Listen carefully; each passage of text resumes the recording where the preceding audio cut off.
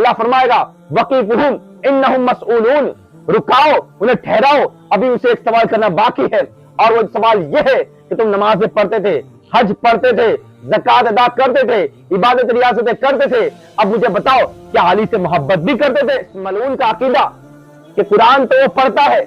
زبان پر ایک لمحہ بھی قرآن کے بغیر گزرتا نہیں ہے، ہر لمحہ اس کی زبان پر تلاوت قرآن پاک جاری رہتی ہے، مگر پھر بھی وہ قرآن کے ساتھی مولا کائنات سے بغض رکھا ہوا ہے، اس کے دل میں، اس کے سینے میں اہل بیت کے بارے میں بغض کتنا بھرا ہوا ہے۔ تو جو قرآن کے ساتھی ہے، جس کو نبی نے قرآن کا ساتھی کہا ہو، وہ علی کے بارے میں اس کے دل میں کتنا بغض تھا، اور وہ بغض اس کو یہاں تک لے کر کے آئے کہ اس نے خنجر مار کر کے مولا کائنات کو شہید کیا۔ السلام علیکم ورحمۃ اللہ وبرکاتہ۔ احد میں جس کو اٹھایا تمہارے آبا نے، کبھی وہ بار اتارا نہیں گیا تم سے، علی کو سجدے میں ضربت لگائی یعنی علی، علی کو سجدے میں ضربت لگائی یعنی علی، حنین و بدر میں مارا نہیں گیا تم سے، حنین و بدر میں مارا نہیں گیا تم سے۔ برادران ملت اسلامیہ، آپ نے بہت سے بڑے بڑے عبادت گزار، ریاضت گزار، نمازیں پڑھنے والے، تلاوت قرآن پاک کرنے والے، قاری قرآن، حافظ قرآن، عالم قرآن، زکات ادا کرنے والے، سجدے کرنے والے،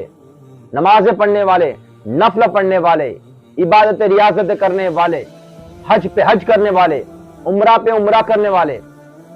البتہ ہر طرح کی عبادت کرنے والے آپ نے دیکھے ہوں گے، اور ان کی عبادتوں پہ آپ کو رشک ہوتا ہوگا۔ آپ یہ سوچتے ہوں گے کہ یہ کتنی ساری عبادتیں کرتے ہیں، یہ کتنے بڑے جنتی ہوں گے۔ تو آئیے اسی بات کا جائزہ ہم تاریخ کے اس باب سے لیں گے، ہم تاریخ کے اس باب کو مطالعہ کریں گے کہ جو باب ہے 19 رمضان مبارک کا، 19 رمضان مبارک کی صبح ہے، فجر کا وقت ہے، اور مولا کائنات خلیفۃ المسلمین امیر المومنین مولا کائنات نماز پڑھانے کے لیے مصلی پر تشریف فرما ہے، اور آپ جیسے ہی سجدے میں جاتے ہیں تو عبد الرحمن ابن ملجم نامی بدبخت شقی ملعون، جو اس انتظار میں تھا کہ کب مجھے موقع ملے اور جس خنجر کو میں نے ذہن میں بجھا کر رکھا ہوا ہے، اس زہریلے خنجر سے میں اپنے ہاتھوں سے مولا کائنات کے سر پر وار کروں اور مولا کائنات کو شہید کر دوں۔ میں اس وضاحت میں نہیں جاؤں گا کہ اسے بھیجنے والا کون تھا، وہ کیوں آیا تھا، کس منصب سے اور کس لالچ میں آیا تھا، بس میں یہاں سے جو بات کی وضاحت کرنے والا ہوں میں اسی کو پیش کرنے جا رہا ہوں کہ جب اس نے مولا کائنات پر حملہ کیا اور اسے پکڑا گیا، اور پکڑنے کے بعد میں یہ فیصلہ کیا گیا کہ اب اسے قید کریں گے، سب سے پہلے اس کی زبان کاٹیں گے اور 10 دن کے بعد میں اسے قتل کر دیا جائے گا۔ جب اس ملعون عبد الرحمن ابن ملجم نے یہ سنا کہ سب سے پہلے اس کی زبان کاٹی جائے گی اور 10 دن کے بعد اسے قتل کیا جائے گا، تو وہ کانپنے لگتا ہے،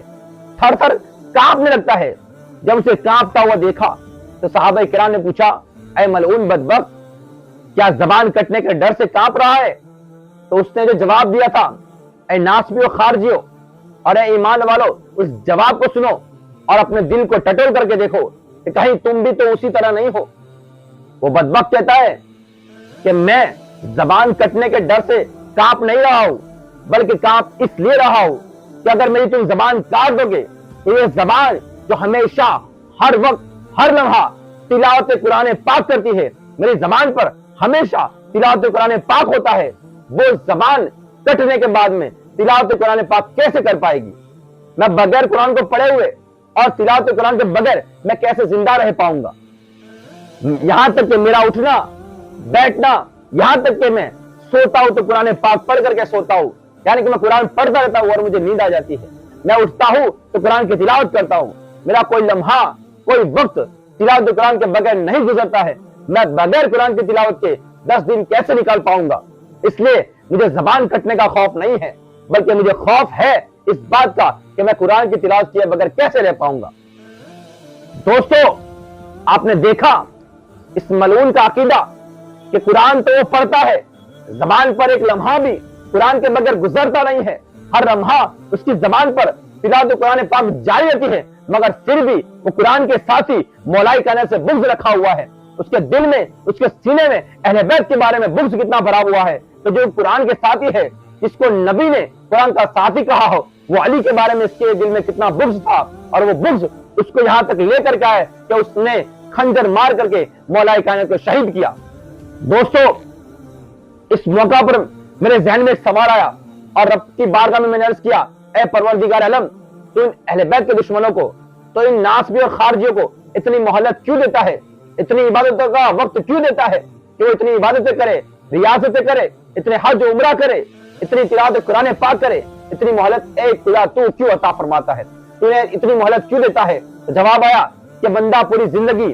مال جمع کرتا رہے، خزانہ جمع کرتا رہے، اور ایک وقت ایسا ہے کہ جب مال جمع ہو جائے، خزانہ جمع ہو جائے، اور وہ مال جب استعمال کرنے کے لائق ہو جائے اور وہ استعمال نہ کر پائے، اور سارا مال ضائع ہو جائے اور بیکار ہو جائے اور اس کی پوری زندگی کی کمائی ختم ہو جائے. میں نے اس کیا پروردگار عالم، میں کچھ سمجھا نہیں اس کا مطلب کیا ہے. تو رب کی بارگاہ سے پھر جواب آیا، کل محشر میں جب یہ لوگ میری بارگاہ میں آئیں گے تو میری بارگاہ میں نماز پیش کریں گے، حج پیش کریں گے، زکات پیش کریں گے، تلاوت قرآن پاک پیش کریں گے، ہر طرح کی عبادتیں، ریاضتیں پیش کریں گے، اور جنت کا مطالبہ کریں گے اور جنت کی طرف چلے بھی جائیں گے. جب وہ لوگ جنت کے دروازے پر پہنچیں گے تو انہیں رکایا جائے گا اور کہا جائے گا کہ ابھی جنت میں کہاں جا رہے ہو، ابھی تو ایک سوال اور باقی ہے. وہ کہیں گے کہ ہمارا تو حساب و کتاب ہو چکا ہے، ہماری نمازیں، عبادتیں، ریاست کے بدلے میں ہمیں جنت کا پروانہ مل چکا ہے، اب کون سا سوال باقی ہے؟ تو قرآن مقدس کے اندر اللہ اعلان فرماتا ہے، سورہ صافات کے اندر یہ آیت مقدسہ موجود ہے. اللہ فرمائے گا، وقیفہم انہم مسئولون، رکاؤ، انہیں ٹھہراؤ، ابھی اسے ایک سوال کرنا باقی ہے. اور وہ سوال یہ ہے کہ تم نمازیں پڑھتے تھے، حج پڑھتے تھے، زکات ادا کرتے تھے، عبادت ریاستیں کرتے تھے، اب مجھے بتاؤ کیا علی سے محبت بھی کرتے تھے؟ کیا فاطمہ سے محبت بھی کرتے تھے؟ کیا حسن حسین سے، اہل بیت سے محبت بھی کرتے تھے؟ تو وہ یہ کہیں گے، ہائے افسوس، ہم نے نمازیں پڑھی ہے، ہم نے روزے رکھے ہیں، ہم نے زکات ادا کی ہے، قرآن کی تلاوت بھی کی ہے، لیکن افسوس اہل بیت سے محبت ہرگز نہیں کی. کوئی اہل بیت سے محبت کرتا، اہل بیت کا ذکر کرتا تو ہم کہتے کہ تم شیعہ ہو گئے ہو، تم رافضی ہو گئے ہو، کہ علی علی کرتے ہو، حسن حسین کرتے ہو. کہ علی علی کرنا، حسن حسین کا ذکر کرنا تو شیعوں کا کام ہے. ہم نے اہل بیت کے ذکر کو تو شیعوں کا ذکر قرار دیا تھا، ہم نے اہل بیت سے محبت نہیں کی ہے. تو اللہ حکم فرمائے گا کہ اے میرے فرشتوں، ان کی نمازیں ان کے منہ پہ مارو، ان کی زکاتیں، ان کے حج عمرہ ان کے منہ پہ مارو، اور ان کو منہ کے بل کثیر کر کے جہنم میں داخل فرما دو. ان کے لیے جہنم ان کا ٹھکانہ ہے. یہ جنت میں جانے کے حقدار نہیں ہے کہ جو جنت کے سرداروں سے اور وارثوں سے بغض رکھتے ہیں وہ جنت میں جانے کے نہیں بلکہ جہنم میں جانے کے حقدار ہے. تو اے ایمان والو، اب بھی آنکھیں کھلی ہے، اب بھی موقع ہے، وقت ہے، اپنی آنکھوں کو کھولو. عبادتیں، ریاضتیں ضروری ہے، لیکن اس سے بھی زیادہ ضروری ہے اہل بیت کی محبت. نمازوں کی، عبادتوں کی اگر کمیاں ہوگی، اس میں کوئی کمی ہوگی تو اہل بیت کی محبت میں، اہل بیت کی شفاعت سے وہ معاف کر دی جائے گی اور تمہیں جنت دی جائے گی. لیکن اگر نمازیں ضرور پڑھی ہوگی، عبادتیں ضرور کی ہوگی، حج زکات ضرور ادا کیے ہوں گے، چلے قافلے میں آپ ضرور گئے ہوں گے، لیکن اگر اہل بیت کی محبت نہیں ہوگی، اگر عقیدہ کمزور ہوگا اہل بیت کے متعلق، تو تمہیں جنت نہیں بلکہ جہنم میں ڈال دیا جائے گا، تمہارا ٹھکانہ جہنم قرار دیا جائے گا. تو ایمان والو، ان بڑے بڑے جبے، ان بڑے بڑے کبے، ان بڑے بڑے امامے، ان بڑے بڑے صافے، ان پر نہ جائیے، ان بڑے بڑے ڈاڑیوں پہ نہ جائیے، ان بڑے بڑے قرآن کے قاریوں پہ، ان بڑے بڑے عالموں کے علم پر آپ نہ جائیے، بلکہ یہ دیکھیے کہ اس کے دل میں اہل بیت کی محبت ہے یا نہیں ہے. اگر اہل بیت کی محبت ہے تو وہ کامیاب ہے، ورنہ بھلے کتنا بھی بڑا عابد ہو، زاہد ہو، قرآن کا قاری ہو، اس کا ٹھکانہ وہی ہوگا کہ اس عبد الرحمن ابن ملجم کا ہوگا. کیونکہ قرآن کا قاری تو وہ بھی تھا، نمازی پرہیزگار متقی تو وہ بھی تھا، لمحہ لمحہ اس کی زبان پر قرآن ہی قرآن رہتا تھا، لیکن اہل بیت سے بغض کی وجہ سے اس کا ٹھکانہ جہنم قرار دیا. تو اہل بیت کے بغض سے توبہ کرو اور اہل بیت کے دامن میں آ جاؤ. انشاءاللہ اگر تمہارے اعمال میں کمی ہوگی تو اللہ اس کے رسول اہل بیت کی محبت کے بدلے میں تمہارے اعمال کی کمی کو دور کر کے اپنی شفاعت میں جگہ عطا فرما کر کے تمہیں جنت میں اعلیٰ سے اعلیٰ مقام عطا فرمائیں گے. لیکن اگر عبادتیں ضرور ہوگی، نماز، روزے، زکات سب کچھ ہوگا، لیکن اہل بیت سے بغض ہوگا، تو یہ اہل بیت کا بغض تمہاری عبادتوں کو کھا جائے گا اور تمہارا ٹھکانہ جہنم قرار دیا جائے گا۔ اللہ کی بارگاہ میں دعا ہے اللہ رب العزت ہمیں سچی پکی اہل بیت سے محبت عطا فرمائے، ان کے دامن سے وابستگی عطا فرمائے۔ بہت بہت شکریہ، دعا میں یاد، اللہ حافظ۔ میرے رسول کریم علیہ الصلوۃ والسلام نے فرمایا جو شخص بیت اللہ شریف کے ایک کونے میں اور مقام ابراہیم کے درمیان نماز پڑھے اور ہر وقت کثرت کے ساتھ روزے رکھے، یعنی عام جگہ پہ نماز نہ پڑھے، بیت اللہ شریف جا کے مقام ابراہیم پہ نماز پڑھے، روزے بھی کثرت کے ساتھ رکھے، اور پھر حضور فرماتے ہیں میرے اہل بیت نبوت کے بغض اور دشمنی پہ مر جائے، جنت میں نہیں جائے گا، جہنم میں جائے گا۔ رکھے سنبھال کے اپنی نمازیں، چاہے بیت اللہ میں پڑھی ہوں۔